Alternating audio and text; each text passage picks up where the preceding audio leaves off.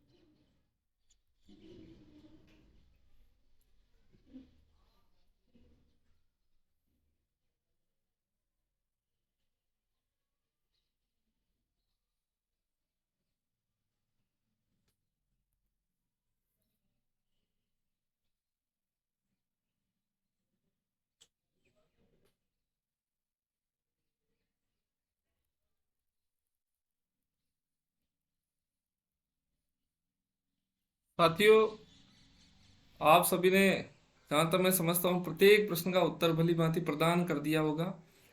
साथियों, अगर किसी को ये प्रक्रिया समझ में नहीं आई तो आप ध्यान दें कि प्रत्येक प्रश्न के उपरांत मैंने 10 सेकंड का समय प्रदान किया है, और वो 10 सेकंड भी आपके लिए यदि कम पड़ते हैं तो उस स्थिति में आप वीडियो को रोकें और फिर अच्छे से प्रश्न को देखें और विकल्पों पर विचार करें और तत्पश्चात उत्तर देने का प्रयास करें।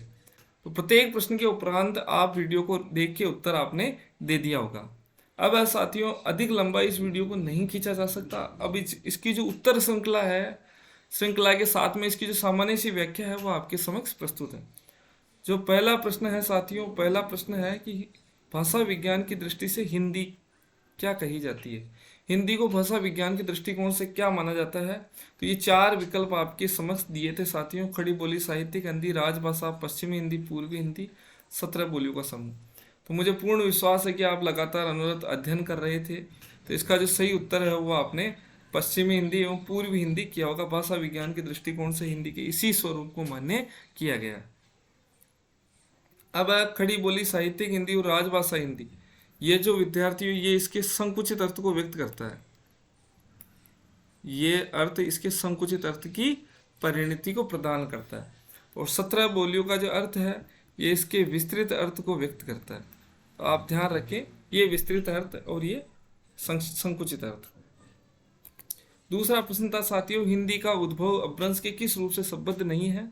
अर्थात ये 4 विकल्प आपको दिए गए थे, और इन 4 विकल्पों में सबसे पहले विकल्प शोर श्रेणी। अब शोर श्रेणी से संबंधित है कि ये भाषा समूह, इसका उत्तर हमें प्रदान करना था।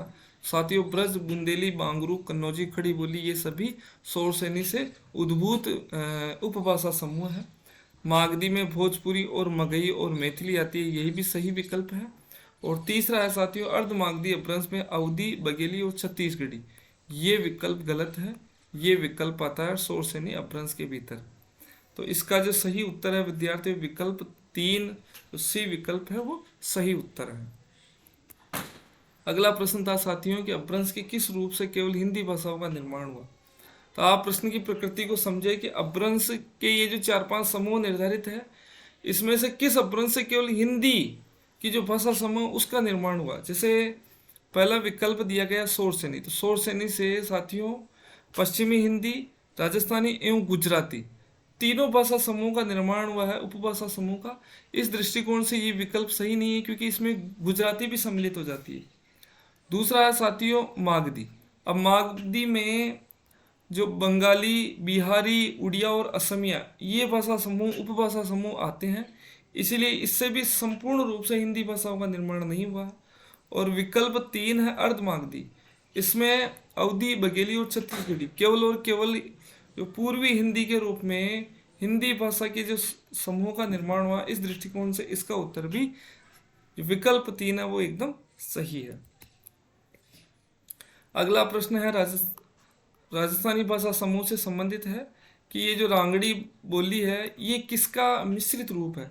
तो 4 विकल्प आपको दिए गए थे, इन विकल्पों में जो सही विकल्प है वो साथियों मारवाड़ी एवं मालवी, इन दोनों के संयोग से इसका निर्माण हुआ है, मारवाड़ी और मालवी। और रांगड़ी भाषा ये राजपूतों में अत्यधिक प्रचलित भाषा समूह, ये भी आप ध्यान रखें। अगला प्रश्न है साथियों, अत्यंत ही महत्वपूर्ण प्रश्न है। आपने इनके जो विकल्प है उसको भली भांति पढ़ लिया होगा और तत्पश्चात आपने उत्तर प्रदान किया होगा। इस प्रकार के प्रश्न है विद्यार्थियों अनेक बार परीक्षाओं में पूछे जाते हैं, तो आप इस प्रकार की विषय वस्तु को भी संग में सज्ज करते रहे। तो विकल्प 1 है कि राजस्थानी हिंदी भाषा में ट वर्ग का उपयोग किया जाता है, ये भी सत्य है। ये जो ध्वनि है, इस शब्दी ध्वनि का प्रयोग मराठी से आया, ये भी सत्य विकल्प है। और इसमें पुल्लिंग एक वचन आकार बहुला, तो साथियों ये ध्यान रखिए जो अपनी राजस्थानी भाषा है ये ओकार बहुला आकार बहुला नहीं है। तो उत्तर जो सही उत्तर है वो विकल्प 3। और इसमें को के स्थान पर ने, नहीं और से के स्थान पर सू का उपयोग होता है, ये भी सत्य है। तो इसका जो सही उत्तर है वो है साथियों विकल्प 3। ये ओकार बहुला है, ब्रज है, राजस्थानी है, और इसके अलावा कन्नौजी है, ये ओकार बहुला की श्रेणी में आती है। ध्यान रखिए। और आकार बहुला में जो बांगरू एवं इसके अतिरिक्त जो बांगरू के अतिरिक्त खड़ी बोली, ये आकार बहुला में सम्मिलित रहती है। अगला प्रश्न है साथियों कि कोसली और बेसवाड़ी शब्द किस भाषा के लिए उपयोग में है। तो आप ये प्रसिद्ध और अत्यंत ही सरल प्रश्न है। अवधी भाषा के लिए इस प्रकार के शब्द उपयोग में आते हैं। अगला प्रश्न था साथियों कि निम्नलिखित विकल्पों में कौन सा अवधि के लिए सही उदाहरण है। तो विकल्प एक था एक माँ के दो धावड़े अच्छे, एक भाई के दो बेटे छे, तीसरा था एक मनई के दुई बेटवे रहीन, और चौथा है एक औरत के दो लड़के। साथियों इसका जो विकल्प 3 है वो सही है। तो आप ये भी ध्यान रखिए कि दुई जो उकारांत अवधी भाषा है उसमें उकारांत उ का प्रयोग किया जाता है। जैसे चलो की जगह चल्लू का उपयोग होता है, कहना की जगह कहू का उपयोग होता है, ऐसे शब्द इसमें उपयोग में आते हैं। साथ ही ये न की भी इसमें प्रत्यय उपयोग में आता है, न का, इसमें ऐ का, ई का, इसके ये जो ये बेट बे इस प्रकार के शब्द है, ये अवधी भाषा के प्रचलित शब्द है। तो इसका विकल्प 3, मुझे पूर्ण विश्वास है कि आपने इसी विकल्प का चयन किया होगा। साथ ही आप जब भी प्रश्न का उत्तर प्रदान करें तो सबसे पहले किसी भी प्रश्न को भली भांति अध्ययन करें, फिर उसके विकल्पों पर विचार करें। अगला प्रश्न, हिंदी की सबसे बड़ी बोली कौन सी है। तो पहला है अवधी, ब्रज, भोजपुरी और राजस्थानी। जो प्रश्न है विद्यार्थियों लोक प्रचलन की दृष्टि अर्थात लोक व्यवहार में सबसे अधिक कौन सी भाषा प्रयोग में आती है। तो इस दृष्टिकोण से भोजपुरी इसका सही संगत उत्तर है। अगला है साथियों, ये इस प्रकार की सत्य असत्य संगत असंगत वाले प्रश्न बहुधा पूछे जाते हैं कि भोजपुरी बोली के संदर्भ में क्या असत्य कथन है। तो ध्यान रखिए उत्तर भोजपुरी की परिनिष्ठित रूप है। दूसरा है भोजपुरी की जो उत्पत्ति वो मागधी अपभ्रंश से हुई है। और तीसरा विकल्प है साथियों कि जो तीसरा विकल्प है साथियों वो है कि भोजपुरी बोली के लिए नागरी और केती लिपि का प्रयोग होता है। और भोजपुरी शाहबाद, गोरखपुर, देवरिया, गाजीपुर, बलिया में बोली जाती है। तो आप ध्यान रखिए विद्यार्थी, इसी प्रकार का प्रश्न पिछली बार भी पूछा गया था, जिसका विकल्प 1 सही है। क्योंकि भोजपुरी जी की जो उत्पत्ति है वो साथियों ये दक्षिणी जो भोजपुरी है वही भोजपुरी का परिनिष्ठित रूप है। तो इसका जो विकल्प 1 है वो सही विकल्प है। अगला है साथियों, ये सरल प्रश्न है, तथ्यात्मक प्रश्न है, पूछे जाते हैं इस प्रकार के प्रश्न भी यदा कदा। तो ब्रजबुली शब्द का प्रयोग किसने किया था। तो आप ध्यान रखिए इसके जो प्रयोग करता है, ये जो प्रथम प्रयोगता है वो ईश्वरचंद है। इसी प्रकार ग्रियर्सन ने राजस्थानी शब्द का प्रयोग किया है। बांकीदास ने डिंगल शब्द का प्रयोग किया है। और जो कोलब्रुक है ये मैथिली शब्द का प्रयोग करते हैं। ये आप ध्यान रखें। तो इसका विकल्प 3 सही है। अगला है विद्यार्थियों, ब्रज भाषा के संदर्भ में क्या असत्य है। इस प्रकार के प्रश्नों में आराम से ठहराव देके आप सोच सकते हैं। पहला है पशु और गायों का समूह चारागाह, इसका अर्थ होता है, ये भी सही विकल्प है। उक्सा, अंतर्वेदी, भरतपुरी, डांगी, माथुरी इसकी मुख्य उपबोलियां, ये भी सही विकल्प है। इस बोली का आरंभिक रूप आदिकालीन साहित्य में पिंगल और मध्यकाल में भाका के नाम से मिलता है, ये भी सत्य है। इसका जो सही उत्तर है वो है साथियों आकार बहुला। वस्तुतः राजस्थानी और ब्रज भाषा और कन्नौजी ये ओकार बहुला है, इसका आप ध्यान रखिए। आकार बहुला में 2 ही भाषाएं सम्मिलित होती है, एक है विद्यार्थियों खड़ी बोली और एक है हरियाणवी अर्थात बांगरू, ये आप ध्यान रखिए। तो विकल्प 4 इसका सही उत्तर है। कुछ निराले शब्द हैं, अंदन, आटे, गड्डी, चल्ली, चोखा आदि शब्द किस बोली के हैं। तो ये आप ध्यान रखें खड़ी बोली की ये प्रचलित शब्द है, इसका जो विकल्प 1 है वो सही है। अगला है विद्यार्थियों साथियों की वर्तमान में हिंदी खड़ी बोली का नाम किस कारण से पड़ा है। तो विकल्प 4 दे रखे। विकल्प 1 है खड़ी मात्रा का अधिक प्रयोग के कारण, दूसरा खड़ी ध्वनि विन्यास कर्कश है इस कारण, तीसरा खड़े खड़े सीखा जाता है और खरी कोटि करने की क्षमता है। तो इसमें जो संगत विकल्प है वो है विकल्प 1, खड़ी मात्रा का अधिक प्रयोग होता है इस कारण इसको खड़ी बोली कहा गया है। विकल्प 1 सही उत्तर है। साथियों आपसे निवेदन है कि जब आप इस पूरी प्रश्न श्रृंखला को कर चुके हैं तो टिप्पणी अवश्य करें और उसमें प्रश्नों में कुछ अगर आपको सुझाव देना हो तो वो सुझाव भी प्रदान करें। साथ ही साथ आपने कितने अंक अर्जित किए हैं उन अंकों को भी आप इसमें साझा करें ताकि प्रतिपुष्टि मिलती रहे और अन्य जो अभ्यर्थी देखे तो वो भी इसके प्रति आकर्षित हो सके। साथियों अगला है पूर्वी हिंदी की विशेषता। पहला विकल्प है कि पूर्वी हिंदी का क्षेत्र प्राचीन काल में उत्तर कोसल और दक्षिण कोसल था। दूसरा है सामान्यतः की दृष्टि से हिंदी के अन्य उपभाषाओं से इसमें अधिक घनिष्ठ संबंध है। इसकी जो बोलियां हैं इसमें अधिक घनिष्ठ संबंध है।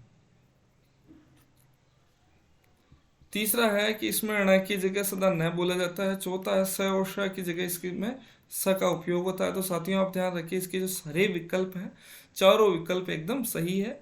हरदेव बहारी की पुस्तक में से आप देख सकते हैं, इसी रूप में विशेषताएं इंगित की गई है, वहां से ऐसे कैसे ये प्रश्न निर्मित हुआ है। अगला प्रश्न है साथियों कि हिंदी के विकास के संदर्भ में कौन सा कथन असत्य है। तो पहला है हिंदी का विकास संयुगात्मक वियोगात्मक भाषा के रूप में हुआ। तो यहीं पर ही ये विकल्प का जो उत्तर है अपने को प्राप्त हो जाता है। इसका विकल्प एक सही है, क्योंकि जो हिंदी एक वियोगात्मक भाषा के रूप में इसका निर्माण हुआ है और 1000 ईस्वी के इर्द गिर्द ये मानी जाती है और अपभ्रंश के बाद की भाषा है। तो इस प्रकार इसका जो विकल्प है वो एक विकल्प सही है। अब पृथ्वीराज रासो पद्मावती समय पृथ्वीराज ये चंद्रवरदायी कृत है, उससे ये प्रश्न है विद्यार्थियों। आप ध्यान रखिए, आज का जो पाठ्यक्रम निर्धारित था उस पाठ्यक्रम में जितने भी बिंदु थे उस बिंदु में से प्रत्येक बिंदु में से मैं 2-2, 3-3 प्रश्नों को संलग्न किया और इसी प्रकार के प्रश्नों का क्रम आपके परीक्षा में भी दृष्टिगोचर होगा साथियों। अगला है चली अग्नि तेजुम जू तते तुषारम चौरम 84 जू सती भारम। ये पंक्ति किस राजा के संदर्भ में है। तो साथियों जब कुमोद मणि बारात लेके जाते हैं तब उसकी सेना के अभूतपूर्व शौर्य और उसकी जो पराक्रम है, उसकी जो रूप सज्जा है, उसका चित्रण कवि अपने अपूर्व जो कवित्व क्षमता के माध्यम से प्रस्तुत करते हैं। चलते हैं अग्नि से तेज, तुषारम का मतलब काबुली घोड़े, चौरम का मतलब चवर धारण कर रखा, 84 का मतलब पैरों में घुंघरू है, घुंघरू धारण कर रखे, शक्ति का मतलब होता है पूरी शक्ति के साथ में उन्होंने भालों को धारण कर रखा है। तो इसका जो सही विकल्प है विकल्प 2। अगला है साथियों जंग जूरन जालिम जुजारम भुज सार भार भुआ। तो इस प्रकार का एक चित्रण है, ये मोहम्मद गोरी के समय का है। मोहम्मद गोरी जब आक्रमण करता है तो क्रोध और जालिम क्रूरता से युक्त जो मोहम्मद गोरी के जो सैनिक है उन्होंने सार भारम अर्थात भार को अर्थात तलवारों को और इनको उठा रखा है पूरी शक्तियों के साथ में भुजा में। इस प्रकार का चित्रण इसमें परिलक्षित होता है। अगला है साथियों मन अति भयो हुलास बिकसी जनु कोव किरण रवि। पंक्ति में पद्मावती जो प्रसन्नचित हो रही है उसका कारण क्या है। तो इसका अर्थ समझेंगे कि मन अत्यंत ही प्रसन्नता से युक्त है। बिकसी जनु इस प्रकार विकसित हो चुका, जनु यानी मानो, कोक यानी जो कमल है उस कमल पर जब किरण पड़ती है, रवि यानी सूर्य की, जब सूर्य की किरण कमल पर पड़ती है तो कमल जिस प्रकार विकसित हो जाता है, प्रसन्न हो जाता है, उसी प्रकार जो प्रसन्नता है वो किसकी हो चुकी है, पद्मावती की। और इसकी प्रसन्नता का कारण है साथियों वो तोते को देखकर अत्यंत प्रसन्न होती है। अन्य विकल्प है वो विकल्प असंगत है, विकल्प 3 इसका सही है। सवालस उत्तर शैल कुमो गढ़ दुरंग। तो इसमें सवालस का उत्तर है जब पुरोहित महोदय है वो पद्मावती के लिए योग्य वर की तलाश में जब कुमाऊं क्षेत्र में जाते हैं कि वहाँ का चित्रण है कि सवालस अर्थात शिवालिक की शैल यानी उत्तर श्रृंखलाओं में कुमाऊं नाम का गढ़ है जो अत्यंत ही दुर्गम या दुर्जन क्षेत्र में अवस्थित है। इस प्रकार आपको चित्रण प्रस्तुत होता है। तो यहाँ जो सवालस का उत्तर है साथियों शिवालिक पहाड़ियाँ संगत है। ये जो रिक्त स्थान के संदर्भ में भी ऐसे प्रश्न पूछे जाते हैं, जो प्रसिद्ध पंक्तियां उसके संदर्भ में श्वेत वस्त्र सोए शरीर नस रिक्त स्थान की पूर्ति करे बूंद जस। तो श्वेत वस्त्र धारण कर रखे हैं, नस यानी नाखून स्वाति बूंद के समक्ष रूपायित हो रहे हैं। इस प्रकार का चित्रण है, रूपायित हो रहे हैं। तो इसका जो सही उत्तर है वो स्वाति नक्षत्र है। तो साथियों इस प्रकार अपनी जो आज की श्रृंखला वो पूर्ण होती है। आशा करता हूँ साथियों आप को ये श्रृंखला कहीं ना कहीं आपके अध्ययन में निश्चित रूप से लाभ प्रदान करेगी। साथियों इसको अपने साथियों से साझा करते रहे और साथ ही साथ आगामी जो श्रृंखला प्रस्तुत रहेगी उसके संदर्भ में अपने जो अमूल्य सुझाव मुझे प्रदान करते रहे। एक निवेदन है साथियों, इसको अपने जो संगी साथी है जो तैयारी कर रहे हैं, अध्ययन में संलग्न है, उसमें आवश्यक रूप से आप उनको साझा करें। जितने अधिक व्यक्ति इसको देखेंगे तो मेरा भी मनोबल बढ़ता रहेगा और साथ मुझे भी प्रसन्नता की अनुभूति होगी कि साथी इसको अधिक से अधिक इसको देख रहे हैं और इससे लाभ उठा रहे हैं। आपको मैं शुभकामनाएं प्रदान करता हूँ। आगामी जो परख परीक्षा वो 3 नवंबर को आयोजित रहेगी, उसके लिए आपको अभी से अग्रिम शुभकामनाएं। जिसके कम अंक आए हैं या कुछ कम अंक प्राप्त हुए हैं, जिस प्रश्न अधिक गलत हुए हैं या अपने संतोषजनक प्रश्न सही नहीं हुए हैं, तो वो कोई दिक्कत नहीं। आगामी परख परीक्षाओं में अपने ध्यान को एकाग्र करें। आप सभी को शुभकामनाएं। नमस्कार।